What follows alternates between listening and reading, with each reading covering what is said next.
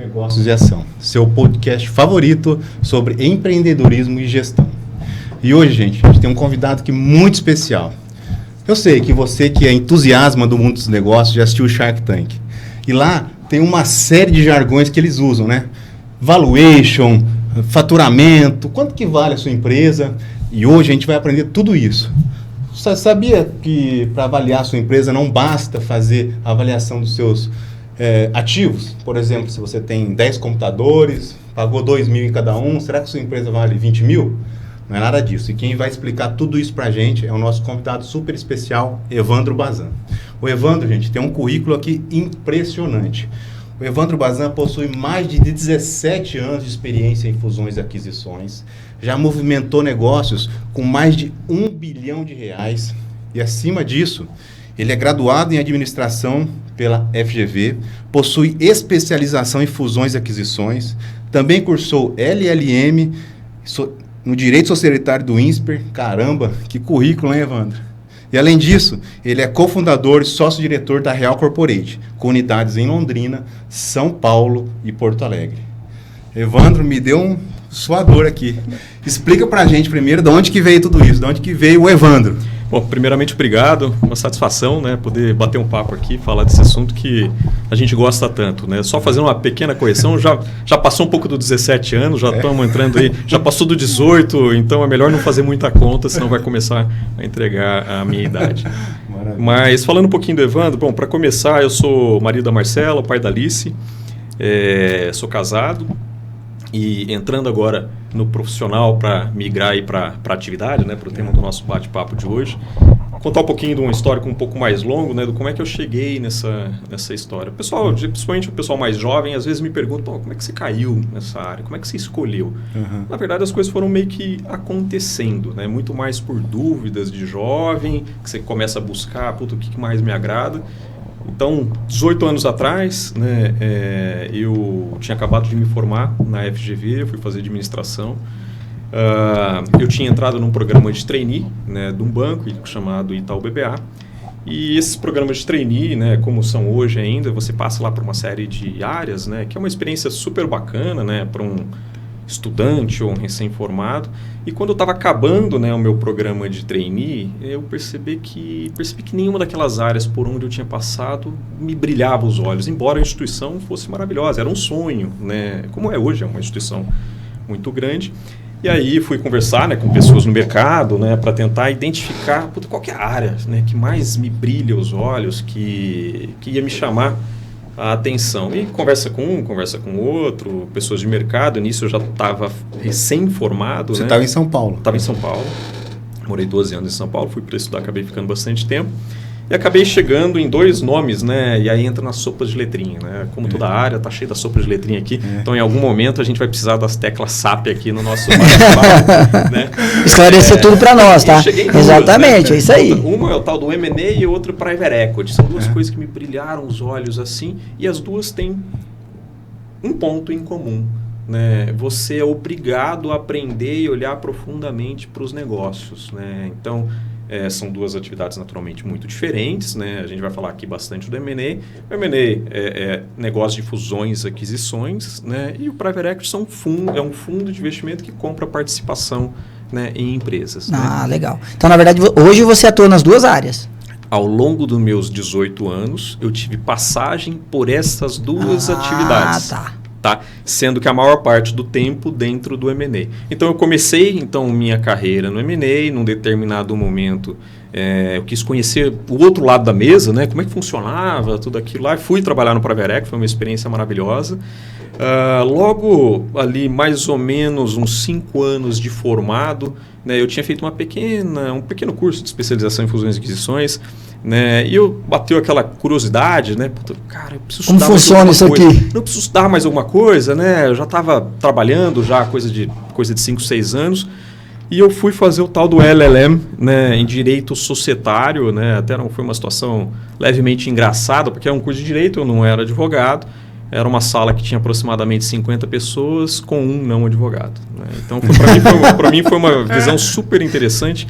E um cara super analítico vendo a parte de letras agora, de lei. Pois é, mas sabe que é olhar né, um mesmo negócio, né, um mesmo objeto, só que numa perspectiva diferente. Né? Então, isso foi uma coisa super válida para mim. Né? Eu era o único não advogado lá, o que me permitia fazer perguntas idiotas e todo mundo relevava. Né? Então, foi ótimo. Acabou ajudando. Porra, ajudou muito. Eu acho que ajudou quem ajudou não sabia. Ajudou até a galera que estava lá. Que né, tava com a dúvida de perguntar e não perguntava. Então, fiz esse curso de LLM, foi muito bom. Né, para a minha carreira, né, especialmente naquele momento, né, porque eu estava na época no fundo de private equity, nesse exato momento, e dentro de um fundo você olha empresas para comprar participação, para investir, você olha para as empresas investidas, participa, né, de alguma forma destas empresas, seja por conselho, comitê, ou ajudando, né, de alguma forma, você enquanto sócio, né, o sócio no caso o fundo. Então foi uma experiência super bacana. Passando, né, indo já para o final, né, depois dessa minha experiência no fundo, voltei, né, para o M&A e cá estou até hoje. Então, sou sócio hoje, cofundador da Real Corporate, que é uma firma que faz M&A, né, fusões, aquisições e dívida estruturada, que nada mais é que captação de recursos no mercado de capitais, via debêntures, CRI, CRA, etc. e tal. Né, eu sou o sócio responsável pelo M&A e a dívida estruturada tem o Léo, né, o sócio que é o cara que manja, que tem uma bela de uma experiência nesse... Evandro, deixa eu te perguntar, como é que você chega nessas empresas, por exemplo, ou elas te procuram? Que nem você falou assim, eu quero vender a minha empresa, eu procuro o Evandro, ou não, existe algum meio que você fica sabendo dessas empresas, que elas estão à venda, se elas não estão, até nessa parte de repente, não tá vendendo toda a parte da empresa, mas está vendendo, talvez um fundo tenha interesse em investir, como funciona? Como é que você fica sabendo disso? Tá, acontece pelos dois caminhos, né? A gente é procurado, né, por alguns empresários, né, por algumas empresas, e eventualmente em alguns casos a gente tem uma empresa que a gente gosta do setor, a gente entende que poderia fazer um belo de um trabalho para eles, e a gente proativamente busca, né, alguns casos. Então acontece passivamente e ativamente essa conexão, né, nossa com essas empresas que acabam virando os nossos clientes. Que legal. Falando um pouquinho da Real Corporate, hoje, se eu tenho a minha empresa, eu não sei quanto que vale, eu não sei se eu consigo vender, se eu não consigo. Se eu estou fazendo um bom negócio, eu não estou, né? Um bom negócio, como é que está caminhando? Eu posso chegar lá na Real Corporate e falar, Evandro, eu quero vender a minha empresa. Você me ajuda a estruturar isso daí? Você faz a avaliação? Como é que funciona? Legal. Bom, como é que funciona, né? Até me permite, deixa eu dar um passo atrás, né? O que é M&A? O que é fusões, aquisições? Né? É muito importante passar pela compreensão do que de fato porque o que leva um empresário a fazer, né, uma operação como essa são motivos diversos. Né? Então, eu vou dar um passinho para trás para ir para o conceito, para depois migrar para essa decisão, que é o passo 2, né? A decisão do empresário que acaba buscando, eventualmente acaba buscando. Bom, o M&A, né, é mais uma das sopas de letrinhas, né? M&A é fusões e aquisições. Né? Só que fusão e aquisição, ela não atende a todas as modalidades, os formatos de operações que uma empresa como a minha faz. Né? Não se resume a fundir uma empresa com outra, ou uma empresa comprar ou eventualmente vender. Né? É um pouco mais do que isso. A gente precisa abranger um pouquinho mais expandir um pouco mais esse escopo. Que nada mais é do que negócios entre empresas, sendo que uma pode comprar a outra ou parte da outra, eventualmente se juntar, que é uma fusão, mas, Evandro, e o tais dos fundos de venture capital, de private equity e tantos outros que tem no mercado? Não necessariamente o fundo vai fundir, ou não necessariamente ele apenas vai comprar uma participação. Uma modalidade muito comum que tem é o fundo investir nessa empresa, que é super comum, diga-se de passagem, é um tipo de operação que ela vem crescendo muito ao longo dessas 2 últimas décadas aqui no Brasil. Esses últimos anos ficou muito na mídia. Né? Então, quando um fundo investe numa empresa para essa empresa crescer, né, ganhar mercado, ganhar tamanho, eventualmente até atingir um tamanho para fazer um IPO, esse é um tipo de operação muito comum e ela não está ali, talvez, diretamente coberto pelas 2 letrinhas da atividade do M&A. Evandro, se resume só isso? Não, tem uma outra modalidade, por exemplo, que é o tal da Joint Venture, que não é nenhuma coisa nem outra, nada disso que eu falei anteriormente. No Joint Venture, é um tipo de situação que imagina que você tem uma empresa que faz, né, um tapetinho, né, como esse aqui, você tem uma empresa que faz uma caneca, porra, cara, e eu tenho uma empresa que faz distribuição de utensílios para escritórios. Cara, vamos fazer uma joint venture aqui, que é uma nova empresa que não é a minha empresa, não é a sua e não é a sua, porque cada um de nós aqui temos um know-how, uma expertise diferente e complementar para formar uma nova empresa e essa sim, né, formar um pacote que vai numa caixinha com o tapetinho, né, a caneca e distribuir num canal específico. Na verdade, então você pega... Na fusão, no caso, pode ser assim, eu pego o know-how de cada empresa, no que cada um é bom, junto as três e transformo numa empresa maior, ou não necessariamente numa empresa, mas num serviço melhor. Uma fusão junta essas duas ou mais As grandes companhias estão fazendo isso agora, né? Aproveitam a rede de distribuição, por exemplo, logística no Brasil é meio complicado, né? Porque é um país muito grande, então acaba usando às vezes só a logística. É mais ou menos isso, assim, essa parte de... Isso também, né? Isso também. O que leva, né, uma empresa ou um empresário a buscar por uma operação de M&A, né? Vamos começar pelo mais básico. Muitas vezes, né, aí, entrando agora na tua pergunta, por que às vezes o cliente chega até a gente? Às vezes o cliente já chegou numa etapa da vida dele, que ele dedicou ali 20, 30 anos e ele quer fazer outra coisa. Né? Tá tudo certo, a empresa está muito bem, obrigado, está indo bem, mas ele não tem sucessão. Não tem sucessão, isso é uma situação muito comum.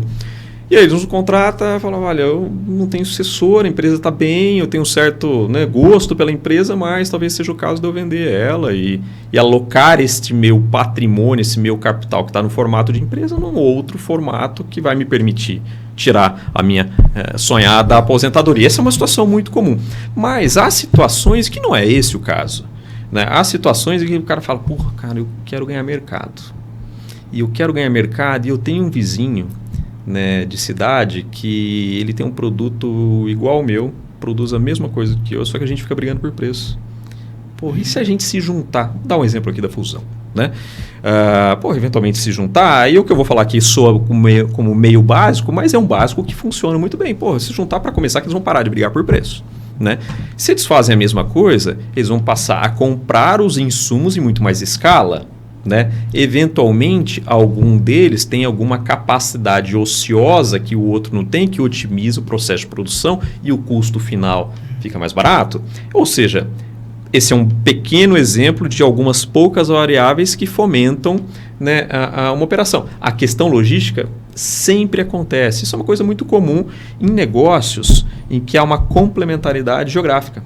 Porra, eu tenho meu negócio aqui que é bom no Paraná. Você tem um negócio que é bom em Santa Catarina e você no Mato Grosso do Sul. Cara, a gente não está competindo. São negócios locais que eventualmente podem se complementar geograficamente. Às vezes você pode vender o teu produto no meu estado e assim, né, sucessivamente. As razões são diversas, né, mas no final das contas, esse é um ponto bastante importante, do que os motivadores que levam para uma operação de M&A, se a gente pensa diretamente apenas dentro da empresa, a palavrinha mágica para facilitar o mindset, né, é sinergia. Porra, cara, o negócio tem sinergia. Se tem sinergia, quanto é? E quanto mais sinergia, mais se justifica fazer aquela operação. Isso na perspectiva da empresa. Agora, a gente tem que olhar na perspectiva dos sócios, né, dos fundadores, dos acionistas, né, tem que gerar valor para esses sócios também. E aí, voltando para aquele primeiro exemplo que eu dei, às vezes chegou o momento daquele sócio, né, de diluir aquele risco dele, talvez porque ele não tem sucessão ou por qualquer outra razão. Não foram poucos os casos que a gente foi contratado, porque o empresário tem outros negócios, ele resolveu vender um negócio A para focar no negócio B e C.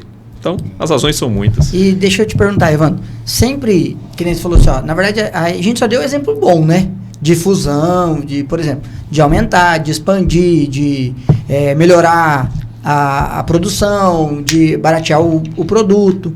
Mas isso aí é trabalho da empresa ou de quem que é o trabalho, por exemplo, de saber se o que ele está trazendo, aquele caso que ele está trazendo para você é real ou ele está querendo dar uma despertinho, vamos lá, falar, minha empresa não está indo tão bem, eu vou me fundir com outra aí. Vou falar que eu faturo R$1 milhão por mês e não faturo nada. Como é que é? Aí é o trabalho da tua empresa levantar todos os dados antes de uma fusão? Exatamente. Isso, felizmente, eu já não costumo ver mais, né? De vez em quando, sempre tem por aí, mas eu confesso que já há muito tempo eu não me deparo com esse tipo de situação. Mas, numa operação entre empresas, ainda mais pela relevância, pelos portes, né? É muito difícil o cara mentir nessa ordem de grandeza. Até porque uma parte vai querer auditar, a outra parte, se eu vou me despender um dinheirão para comprar a tua empresa, eu vou querer auditar. Então, você pode falar para mim o número que for. Né? Se eu chegar lá e você falar que fatura 100, eu descobri que fatura 50... Já não é aquele valor negociado mais. Talvez eu nem queira mais, porque perdeu tanta confiança, porque... Quantos outros mais problemas podem ter que pera lá, então não vou mais. Mas deixa eu focar em outro negócio. Essa mentalidade mudou um pouco, né? Do empresário, né? Antes era muito empresário espertinho, né? Ah, minha empresa vale tanto. Ou não sei se era ele querendo ser espertinho ou até por falta de capacidade de avaliação. Acho que com o tempo, cada vez mais as pessoas, as empresas têm ferramentas de verificação sobre se aquilo lá está certo ou não. Né? Tem as empresas de auditoria por aí para ajudar uma empresa a avançar, né? Num caso como esse. Agora, o papel do M&A Advisor, que é o que nós fazemos, mais do que olhar os números, né? Mais do que testar, avaliar, é muito chegar para o nosso cliente e trazer ele para a realidade também. Né? Para que ele não tente dar sequência num processo com base numa expectativa irreal. É que, na verdade, às vezes não é nem real, é que você mesmo falou. Às vezes ele construiu um patrimônio de 20, 30 anos, aquilo lá para ele, na verdade, não tem preço, né? Se você pedir para ele colocar, não vai ter preço para ele, tem o valor que ele acha que vale. E às vezes os números vão confrontar ele, né? Uma coisa é o que eu acho que vale, até pelo suor, por tudo que eu dediquei à empresa. Outra coisa é o que realmente ela vale. Esse é um ponto importante, aí está entrando num outro tema, que é correlato aqui, que é valor. Né? E aí, quando a gente fala de valor, a gente precisa, em paralelo, distinguir dois termos. Uma coisa é preço, a outra coisa é valor. Quando a gente fala de valor, para você chegar, né, a oferir um valor de uma empresa, existe método, existe metodologia. Existem algumas... Né, metodologias, tem duas principais que são mais utilizadas comumente, né, no mercado, tem até sem querer entrar demais nas tecnicidades e sopas de letrinha aqui, né, tem lá o fluxo de caixa descontado, tem análise de múltiplos de comparáveis de transações, isso ajuda muito a chegar numa percepção de valor. Que agora, é o termo valuation. Que é o tal do fazer o valuation. Né? Não são os únicos métodos, mas são os mais utilizados, porque encaixa para a maioria das situações, dos casos, daqueles ativos sendo avaliados. Mas uma coisa é valor, a outra é preço. Valor é o que vale, de acordo com um cálculo, né, de acordo com um racional, uma metodologia. Agora, preço nada mais é do que o que alguém está disposto a pagar e por quanto que alguém está disposto a vender. Basicamente, oferta e demanda. E não necessariamente essas duas coisas serão iguais sempre e nem numa negociação. Mas é muito importante, né, o empresário, a gente ter uma ideia, quanto que vale de fato? Vale 100 dinheiros. Eu não estou feliz com 100 dinheiros. Isso é outra história. Isso quer dizer que você precisa descobrir em que momento e em que condições esse ativo seu, essa empresa, pode chegar a valer, né, um valor que te agrada. Ou então, se é possível estabelecer um processo de negocial em que o preço descole deste atual valor. Ou seja, o negócio vale 100, mas pode ser que tenha um interessado que queira comprar, que tenha um encaixe, um fit estratégico maravilhoso, tem sinergias diversas que na conta dele pode ser que ele esteja disposto a pagar mais, né? Por uma série de razões. Porque talvez seja um ativo único, talvez porque na conta dele tem muita sinergia e aí... Porque talvez eles tenham os canais, né? Distribuição de... Já tem fit com o negócio dele, né? Aí pode ser que aí o preço negociado descole dessa noção técnica do valuation. Só do cara adquirir já dobrou o valor da empresa, por exemplo, porque ele tem, né? Plano concorrente. Exatamente. Deixamos de concorrer, logo paramos de se matar aqui no preço. Então, preço e valor são duas coisas que é sempre bastante importante a gente entender. Valor a gente calcula. É importante ter uma ideia do que é o valor. O preço, né, é oferta e demanda, é a queda de braço negocial. Ainda nesse termo de valuation, eu sei que tem uma infinidade de variáveis para chegar até aí, mas como é que é aquela continha que a pessoa na televisão faz lá quando chega alguém para vender uma ideia, muito rápido, né? Quanto que tua empresa está faturando por mês, qual que é teu caixa por mês, vezes 12, teu valuation é mais ou menos tanto. Você está me pedindo 3 milhões, você o cara sabe, só de fazer conta rapidinho, ele sabe que está fora da curva, ou está barato, está caro. Uma conta mais ou menos assim, só para o pessoal ter mais fácil, né? Ter uma ideia. Porque não tem nada a ver com os ativos. Os ativos pode ser que não valha nada ou entra nesse cálculo. Esse é um ponto bastante importante. Para grande parte dos negócios, né, para grande parte, mas não a totalidade, existe um método que chama fluxo de caixa descontado, que vai olhar para quanto que vale esse negócio. E o fluxo de caixa descontado nada mais é que um método que vai olhar, né, vai entender profundamente a tua operação, todos os economics, né, desse negócio, e vai olhar essa empresa, quanto que vai ser gerado de caixa do daqui para frente para essa empresa. Porque se você compra um ativo hoje, uma empresa hoje, o que foi distribuído de dividendo para os sócios, né, que foi gerado de caixa, já foi. Né, já foi distribuído, já foi convertido. Caixa, já não está mais no caixa da empresa, né? Às vezes vai estar em algum lugar, né? Vai estar em ué. ativo, vai estar pro acionista, vai estar. Não te interessa, o que te interessa é do daqui para frente. Então você vai olhar do daqui para frente. Qual que é a capacidade dessa empresa de gerar caixa e por quanto tempo dali para frente. E aí entra uma outra variável que é o custo de oportunidade, o dinheiro, né? A tal da taxa de desconto. Aí tem toda uma metodologia para se calcular, tem lá o WACC, CAPM, etc. e tal. Mais uma sopa de letrinha aqui. Que vai trazer a valor presente todo esse fluxo de caixa. Então, imagina, todo caixa potencial trazido ao valor presente vai ter um valor. Né? Então, olha, a valor presente, tudo que vai gerar essa empresa vale 100 dinheiro. Tecnicamente é isso. Aí, entrando nos exemplos, 12 vezes na receita, etc. e tal, existe um outro método que chama avaliação por múltiplos.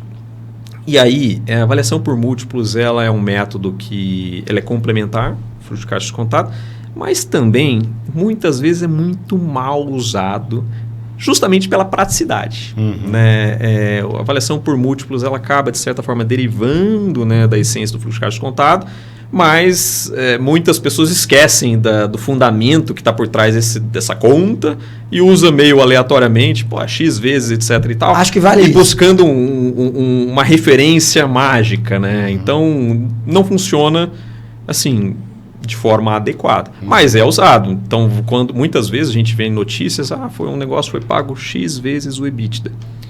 Porra, legal. Agora, imagina duas empresas idênticas, que vendem o mesmo produto. Empresa de caneca. Vai valer 5 vezes o EBITDA. Porra, legal. Só que a empresa que faz essa caneca é mais eficiente. Ela está investindo mais em marketing hoje. Nem está dando tanto resultado hoje. A marca é mais mas você está investindo para o futuro. Ela tem mais margem, porque você está mais atento lá nos custos de produção, etc. Faz sentido as duas empresas ter o mesmo valor? Não faz. Entendi. Talvez você sendo mais eficiente no teu custo hoje, aplicando 5 vezes qualquer referência, você já tem um valor melhor. Mas você não está investindo em marketing, que para o futuro você ter uma condição de crescer melhor ou vender melhor num preço melhor, então talvez o teu crescimento tenda a ser mais sustentável, mais robusto que o meu. Então, será que o teu múltiplo tem que ser 5 e 5? Será que não tem que ser 5,5 e 6? É que nem a Havaianas, né? Olha a guinada que a Havaianas deu, né? Era um chinelo simplesinho, popular. Mas hoje em dia você pega uma loja da Havaianas. Exatamente. Né? Mas você imagina quanto valia a empresa lá atrás e quanto vale hoje, né? Então, os múltiplos eles estão aí, eles são super úteis, eles são usados em negócios, são usados em programas de TV, né? São usados nas notícias de jornal. Mas é o único cuidado que a gente costuma colocar, olha, às vezes é usado de uma forma muito superficial. Acho que para você olhar para dentro da tua empresa, Né? A tua empresa, é a tua empresa. Acho que ela merece um pouquinho de mais profundidade. Os ativos também entram nessa conta ou não? A questão é, quando a gente fala para fluxo de caixa, tá? O que precisa para essa empresa gerar um fluxo de caixa? Ela precisa de produto, ela precisa de gente, ela precisa de ativos. Então, de uma forma, não vou nem dizer que de indireta. Isso é uma grande indústria, assim, porque ela tem equipamentos muito pesados, geralmente, de uma indústria, né? Já está nessa conta. Já está nessa conta. Já está nessa conta, porque essa indústria faturar, precisou desses ativos para gerar o caixa. Esse é o ponto. Evandro, mas na hora que a gente faz essa conta do fluxo de caixa, traz a valor presente, toda essa parafernália que você está falando aí, não dá o valor dos ativos. Aí é outro problema. Quer dizer que esta empresa ela está muito ineficiente na alocação de capital dela. O retorno que está dando estes ativos, ele é muito pequeno. Aí é um outro problema. Tá? Então talvez seja o caso, você não está vendendo uma empresa, então vende os ativos. Vende os ativos, aí já entendi. Tá gerando, na verdade, tá precisando de muito recurso para gerar pouco capital. Né? Gerar pouco retorno. É igual, imagina, você tem uma transportadora e você não tem frete para fazer, você não tem carga, os caminhões estão lá, estão parados, você paga funcionário. Você vai vender um múltiplo de... Vai vender tua rota ou você vai vender os teus caminhões, né? Exato. Mas, de novo, isso aqui é de forma geral. Geral, tem casos, tem negócios, modelos de negócios distintos, mas de forma geral, isso eu diria que encaixaria para uma fatia grande dos negócios. Porque a gente tem que falar que a nossa audiência ela tem um time mais técnico que está vendo a gente aqui, e tem um time mais caseiro, digamos assim, o pequeno empreendedor, que tem que entender, né, como que ele pode fazer o negócio dele crescer. Então, tudo está baseado na capacidade de geração de caixa, que é, na verdade, a receita líquida no final do mês, é isso, né? É quanto sobra. Quanto sobra no final do mês, mais ou menos. Só que o quanto sobra é o melhor. Mas é o melhor tecnicamente falando, inclusive. Porque se a gente olha lá no DRE, né, mais uma sopa de letrinha, na conta do seu lucro líquido, não acabou aí. Porque no lucro líquido você ainda precisa investir em equipamento, né, que não está no lucro líquido, lá nos demonstrativos contábeis, ele está numa outra conta, lá no ativo. Eventualmente tem uma conta ali da depreciação, que é um efeito não caixa, etc. e tal. Você precisa reinvestir, você está crescendo. Você vai ter que reinvestir.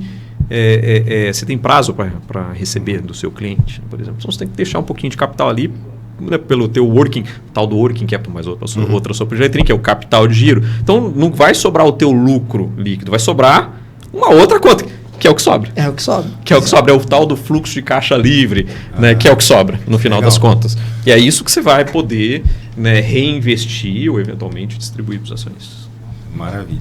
E aí, só pegando o gancho daqueles termos iniciais para a gente fechar o primeiro bloco aqui, então a gente tem fusões e aquisições. Que aqui é fusão? Fusão é eu pegar e comprar uma outra empresa e trazê-la para dentro de mim. Isso é uma fusão. Isso é uma aquisição. Isso é uma aquisição. Uma fusão é quando duas empresas se juntam e viram uma terceira. Não necessariamente pode ser uma terceira, pode ser deixado uma considerando que um CNPJ vai ficar, eu tenho que obrigatoriamente formar uma terceira. Aí vira uma questão de minúcia técnica. Né?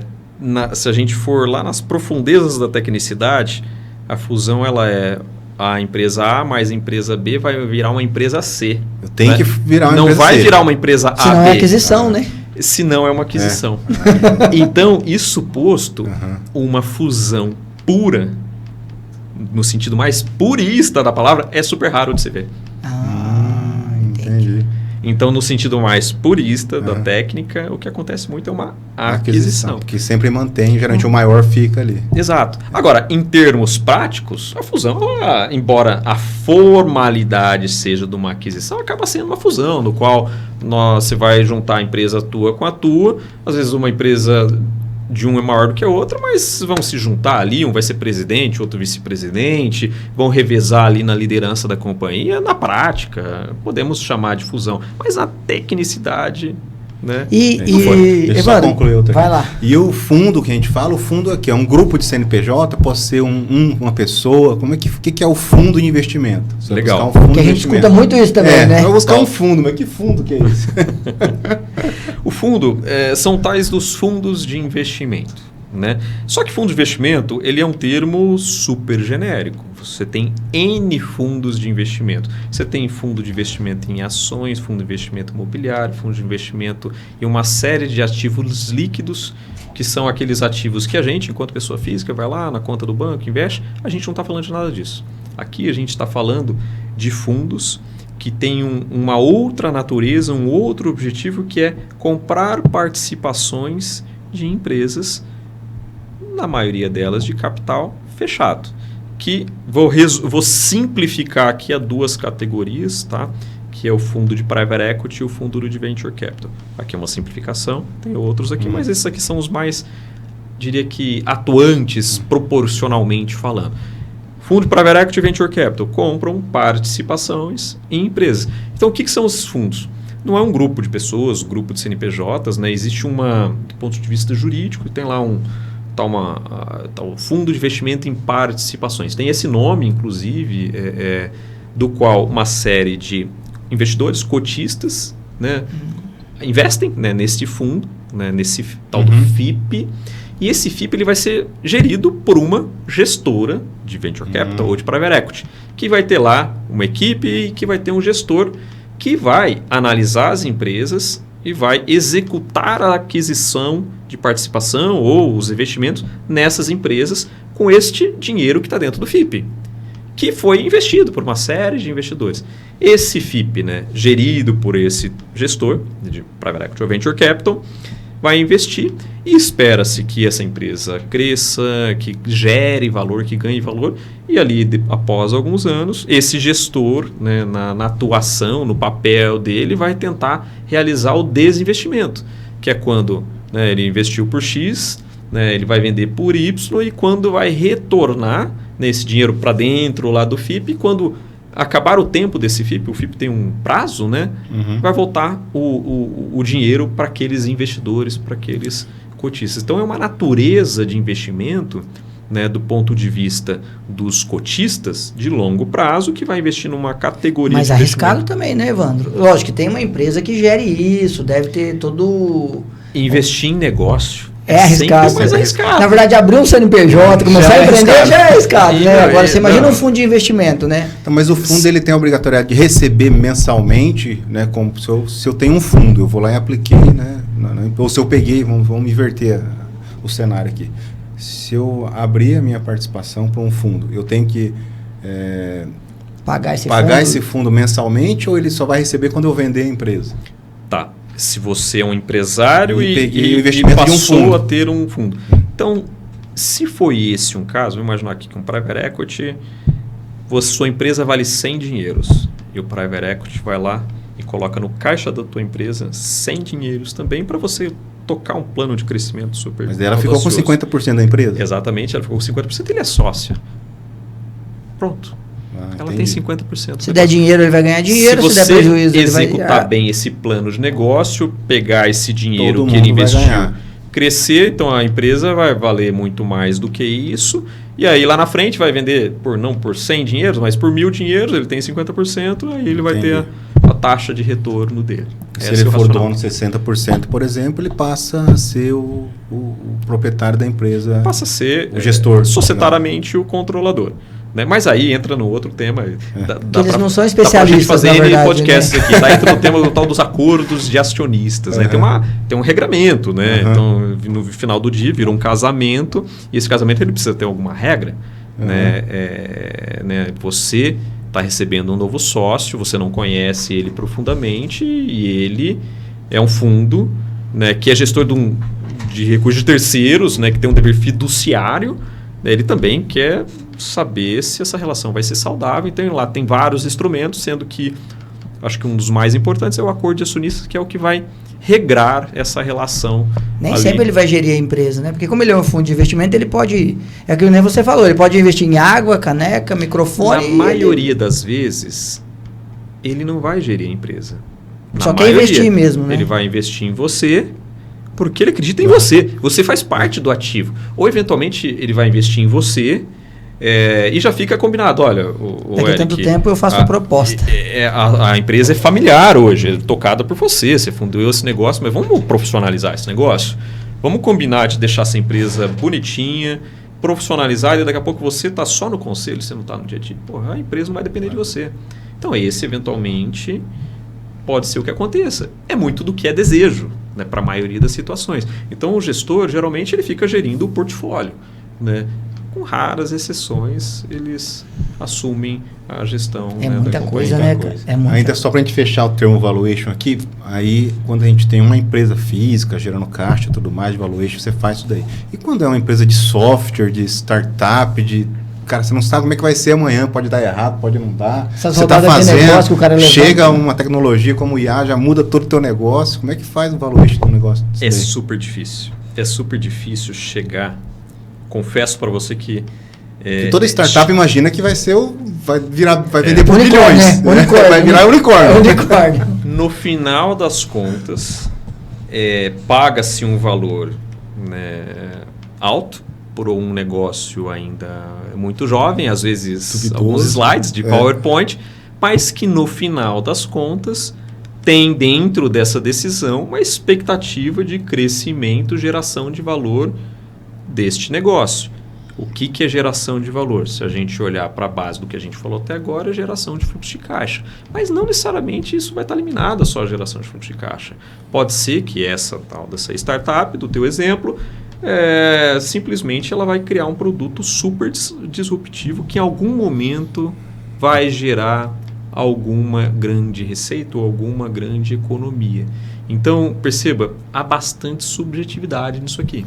Mas uma ideia em si não vale nada. Ela já tem que estar funcionando, já tem que estar gerando caixa e tudo mais. Se eu criar um software que eu imagino que vai se fazer perguntar tudo... para o Evandro, para mim, a ideia em si não vale nada. Mas a gente sabe que no mercado ela tem um valor, né? Depende do mercado. Se a gente estiver falando do tal do bull market, é mais uma sopa de letrinha do Tecla SAP, que é um mercado quando está tudo muito bem, né, há muita liquidez, tem aquela euforia, acontece o investimento em negócios de PowerPoint. O momento que a gente está passando agora, pera lá, esse negócio é bacana mesmo, né? Ele gera caixa, de fato. Então, continua tendo investimento, só que com um grau muito maior, né, de seletividade e cuidado, né, com relação ao investimento do que a gente vinha vendo até pouco tempo atrás. E isso é normal, é cíclico. É cíclico. Evandro, sem citar nomes, porque a gente sabe que, né, não pode falar, até por uma questão de ética. Qual foi a maior aquisição que você já fez e a maior fusão que o teu escritório, no caso, já fez? Tá. Fusão propriamente dita, se a gente ir na técnica. Eu não fiz. Tá. E eu não conheço ninguém que tenha feito. Porque, né, então, no final, é tudo aquisição. Tá. Se a gente seguir essa linha. Olha, depois de 18 anos... Então, tem que ter muita Deixa eu história pensar aí, né, aqui. cara? Deixa eu puxar na memória aqui. A maior? A maior. Ou a mais desafiadora, que deu mais trabalho, problema com sócio. Mas você sabe que o tamanho não tem relação com o tamanho com a dificuldade, viu? Esse mesmo? é outro ponto que dá para Às contar. vezes Tem muita história sobre isso. É? Mas 450 milhões. Caramba. 450 milhões. Poxa. Agora, os negócios... a responsabilidade é muito responsabilidade grande, né? muito grande. Quase um meio bi. Os meus cabelos brancos... Agora, não necessariamente o negócio maior é o que dá mais dor de cabeça, mais trabalho. Tem negócios pequenos que às vezes dão muito mais trabalho. Mas por quê? A pessoa não tem formação, não tem gestores internos que você consegue trazer as informações? Ou como é que... Esse é um bom ponto. Eu talvez seja o caso de eu falar qual que é o nicho que eu trabalho ao longo desse tempo todo. É o middle market, são as empresas de tamanho médio, que eu costumo chamá-las, classificá-las da seguinte forma: não tanto pelo tamanho, mas pela característica do perfil de gestão. Na maioria são empresas familiares que estão crescendo, que têm um histórico ali, mas que ainda têm um perfil, independente do grau, que seja familiar. Algumas já caminhando um pouco mais no sentido da profissionalização, outras muito menos ou nada. Empresas lá do seu faturamento dos 30 milhões até 1 bilhão de reais. Então, esta característica. Então, isso posto, a minha experiência, o que eu pude viver, a minha pequena amostra ao longo desses anos, foi de empresas que, na maioria das vezes, não estavam preparadas. O empresário achava que estava preparado. Então, minha empresa está linda. Tá bom, vamos ver, né? Aí a gente vai começar a trabalhar, a equipe, etc. e tal, e ver que não estava. E não é que a empresa tinha um problema, não é. É porque para fins de uma operação de M&A, às vezes a empresa precisa ter determinadas coisas que para o dia a dia o empresário não está olhando, não é prioridade dele. Eu vou falar de uma coisa básica, vamos falar do básico. Muitas vezes não tem uma contabilidade bem feita. Cara, gente, isso é o básico. E o básico muitas vezes não é feito. Não tem ali balanço, não tem DRE, não tem fluxo de caixa, não tem... Ou tem, mas de uma forma muito... Só faz para fechar o final do genérica, mês, contabilidade que faz. Não precisa. Não valida os dados. Agora, a gente tem que olhar tudo. Isso inviabiliza uma operação? Depende do grau da imperfeição. E depende de quem está querendo investir também, né? Depende da vontade. Porque uma empresa muito despreparada, ela acaba carregando ali dentro dela um conceito chamado contingência, que pode ser chamado também de passivo oculto. Não é um passivo que está realizado, que você está uma dívida lá, mas é um passivo oculto, que é uma potencial perda, né, que você possa ter. Vamos imaginar, só para dar um exemplo mais prático. Ontem você teve que demitir um funcionário. Né? Esse funcionário pode entrar na justiça. Isso virar uma chateação, você ter que indenizar, etc. Então, isso é uma contingência. O mês passado você fez uma venda e esqueceram de emitir nota. Então, uma pequena risco. Que pode ir lá na frente. Então, assim, são várias pequenas coisas que são importantes ser olhadas. Não vou nem falar das grandes aqui, né?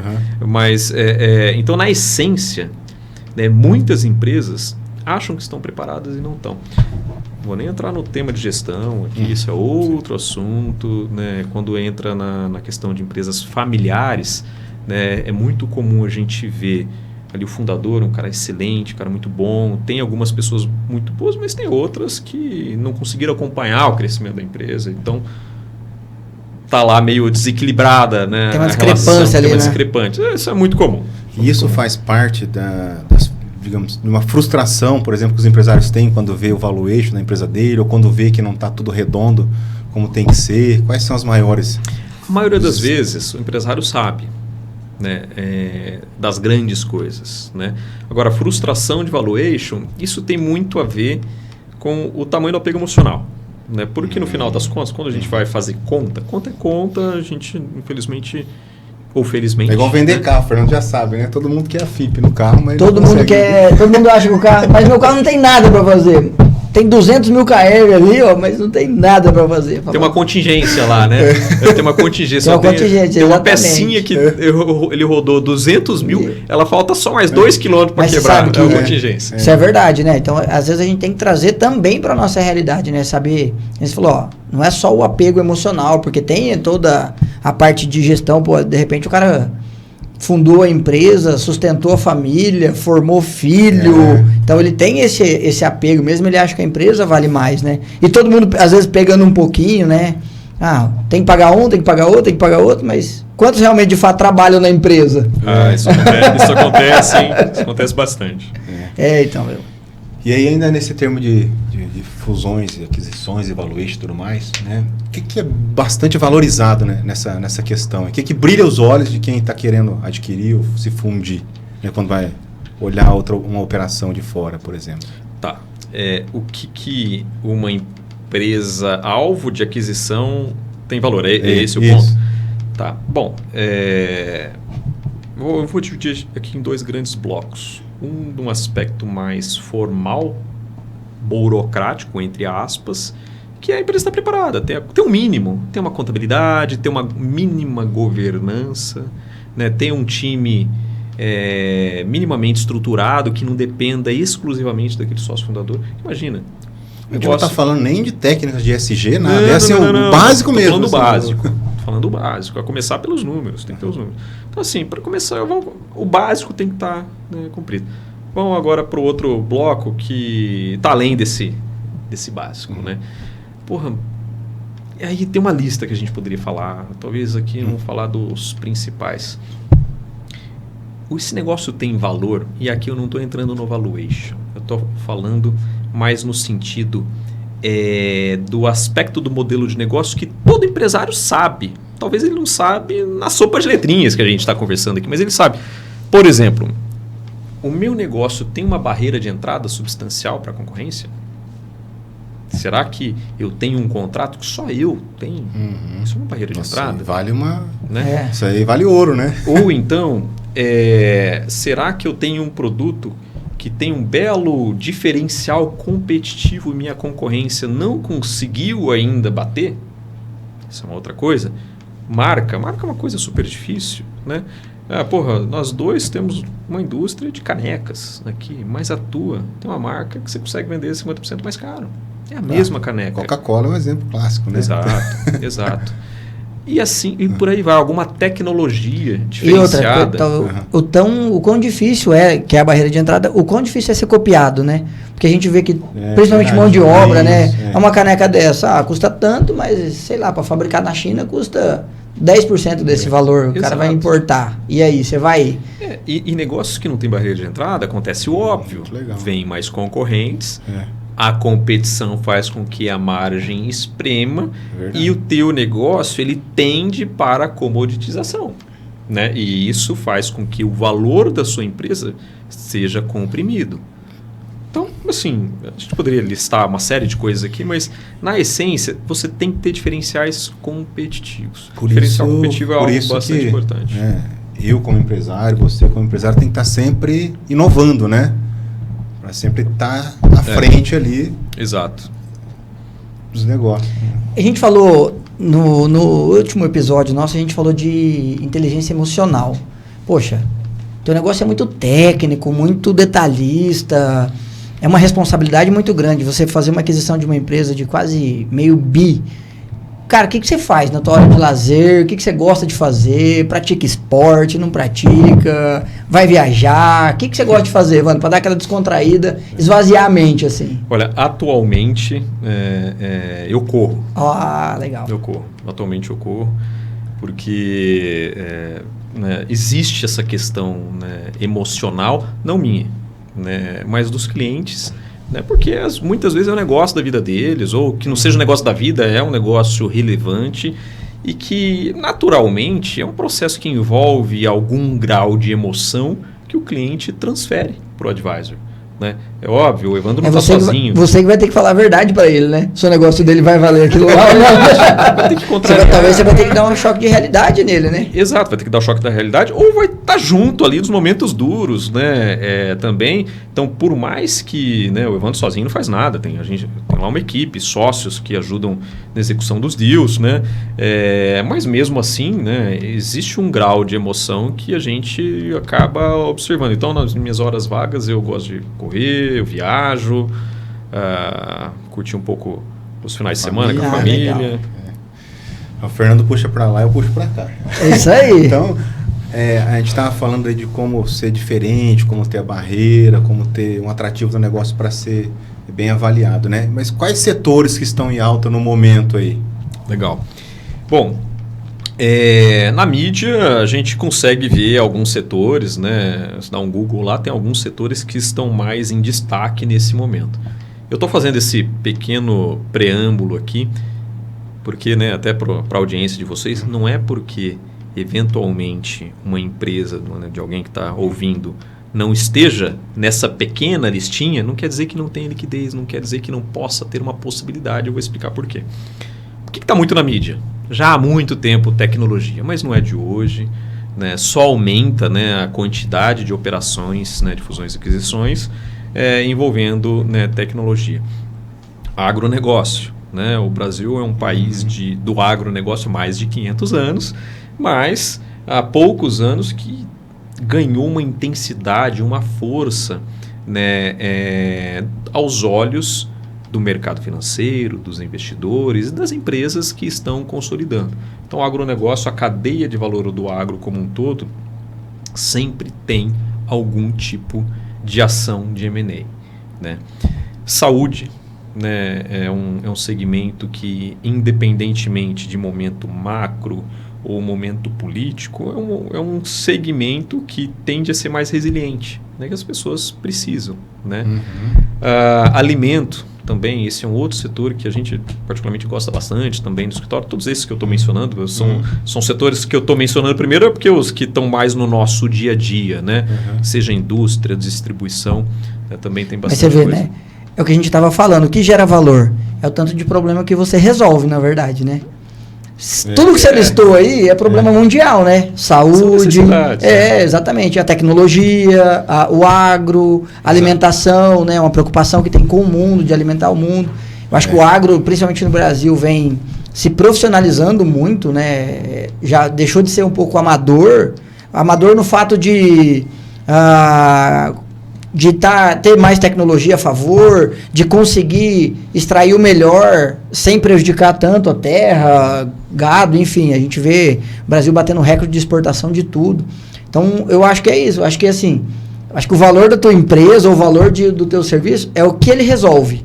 Cara, resolve só pro teu bairro, ele tem um valor. Resolve pra tua cidade, ele tem outro. Resolve pro mundo, vai ter outro valor. O agro ainda no Brasil, né, a gente tem algumas vantagens. E para começar, que o Brasil tem tal da vantagem comparativa, né? A gente tem clima, a gente tem solo, a gente tem extensão, tem população, né? A gente é eficiente, né? Seja porque o produtor está lá há muito tempo, mas também porque tem tecnologia sendo empregada. Né, o sistema de plantio direto foi inventado aqui no Brasil, né, então a gente é super eficiente e cada vez mais as empresas do agro estão profissionalizadas, né, estão crescendo e estão com esses olhares, né, no sentido da profissionalização. As cooperativas, né, você vê quantas cooperativas tinham, sei lá, 10 anos atrás, olha quantas tem hoje, né? Sistema de cooperativa, e né? diga-se de passagem, algumas muito bem geridas, enormes, né, exato. Eu falei, quando você junta esses dois mundos, que é tecnologia e agro, vira um monstro. Esses dias eu vi uma reportagem colocando nos bois, né, uma espécie de quase um Apple Watch no boi. É uma cintinha, ele ali monitora os batimentos cardíacos, a localização onde ele está, respiração. Então você já sabe ali na sua tecnologia, ali num tablet, né, já sabe aonde que está seu gado. Se comeu, se está bem alimentado, se está doente, se não está. Cara, olha que fantástico isso daí. Quanto que não custaria, às vezes, para você ter um animal morto ali, né? Exato. E você tem esse monitoramento à distância, cara. É demais, né? Fantástico, né? Quando você junta esses mundos, é fenomenal. Falando, bom, que nem o Eric falou, né? O Eric é mais técnico, eu sou mais, né? Vamos lá. Você lembra do teu primeiro negócio que você fez assim? Você falou, caramba. Lembro. Lembra? E aí, Lembro. Pode contar? Posso, não precisa falar nome, né? Já tem quase 2 décadas, né? O primeiro negócio que eu trabalhei era uma empresa de varejo de móveis do Maranhão, Lojas Gabriela, com 2 L's e Y. Caramba. Abriu as portas. Eu era recém-formado, foi a primeira operação que eu trabalhei. Que legal. Você deve vir, até acredito, né? Você deve vir muito por indicação também, né, Evandro? Porque, poxa, você faz um negócio da minha empresa, claro que eu vou te indicar, porque você tem que abrir os números, você tem que, né, ser realista.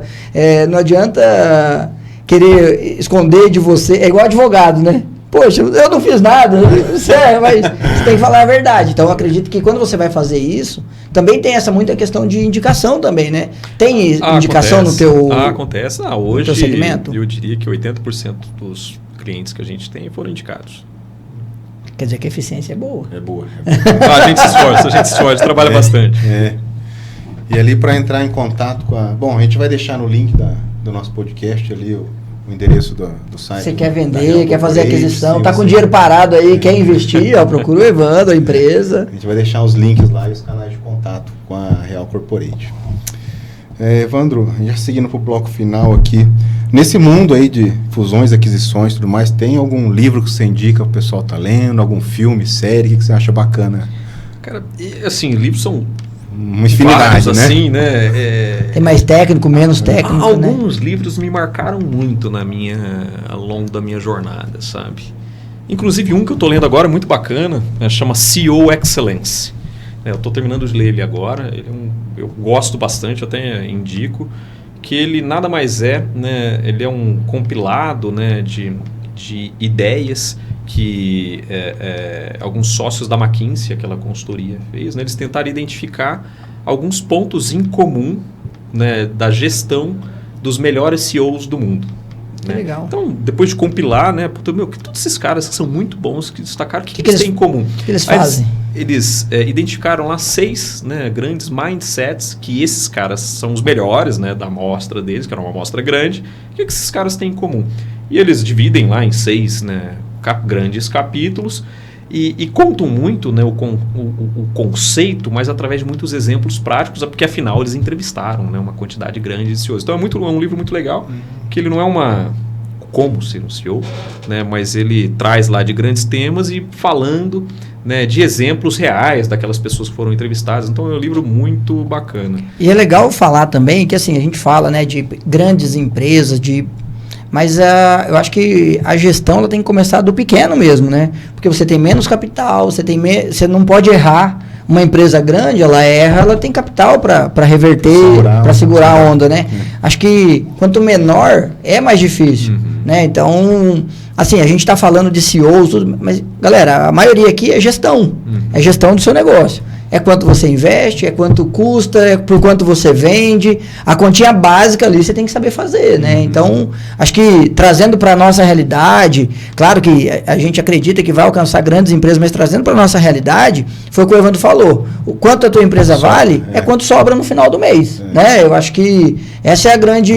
É o bom termo, exatamente. É quanto sobra. Tá sobrando? Tá legal. Porque a gente vê várias empresas que começaram muito pequenas ou com quase nada de capital e hoje são grandes empresas, né? Então, acho que é isso. Acho que o quanto sobra no final do mês é quanto você vai poder reinvestir, é quanto você vai poder investir em você, em conhecimento, na sua empresa. Acho que esse é o diferencial de qualquer empresa, né? Exato. Até porque quando você fala quanto que a empresa está faturando, às vezes não significa nada, né? O faturamento, às vezes, é um número. Fatura 100, mas gasta 200, né?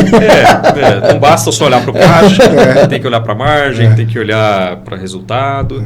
Agora, um último livro, e mais ou menos indo nessa linha também, é um livro já, eu diria que bem antigo, mas muito bom, que é o Feitos para Vencer, né, do Jim Collins. Esse é um livro super bacana também, que para aquele empresário, né, que está construindo um negócio, que está tentando criar um negócio de valor, né, não necessariamente pensando em vender ou comprar alguém, mas tentando construir um negócio. Esse é um livro fenomenal, já muito antigo o livro, mas igualmente muito bom. Bacana. Legal. Feitos para Vencer. Feitos para Vencer, do Jim Collins. Ele tem outros livros muito bons também. Maravilha. Esse aí já vai ser o próximo. Maravilha. Bom, primeiro, Evandro, queria agradecer você. É o que você falou, acho que se a gente for se aprofundar no assunto, dá vários podcasts aí, mas a gente queria agradecer a sua disponibilidade. A gente sabe que é um tema muito técnico, mas que você soube conduzir aí pra gente, principalmente, né? Eu que sou leigo, o Eric é mais técnico, mas eu sou muito leigo, de uma forma bem clara. Então eu queria agradecer você, a sua disponibilidade e colocar também o nosso canal à disposição. Galera, sigam lá o Evandro, sigam nas redes sociais, entendam mais sobre o seu negócio, sigam a gente também nas redes sociais, Negócios e Ação. Vai lá, dá um like, compartilha. É um podcast de empreendedorismo para levar conhecimento para mais pessoas e mais pessoas. Então a gente precisa da colaboração de vocês também. Ajuda a gente aí. É isso aí. Quem sabe um dia você pode estar aqui. Exatamente. Evandro, fala aí. Evandro vai se despedir agora. Estamos aqui à disposição. Adoro bater papo sobre o nosso tema, né? Depois de tanto tempo trabalhando nisso. A gente gosta de falar disso também, né? Gosta de falar de negócio, né, de gestão, né, naturalmente a atividade específica também que a gente faz, mas está tudo correlacionado. Então, um prazer. Obrigado. Um abraço. Obrigado, gente. Tchau, tchau. Fechou.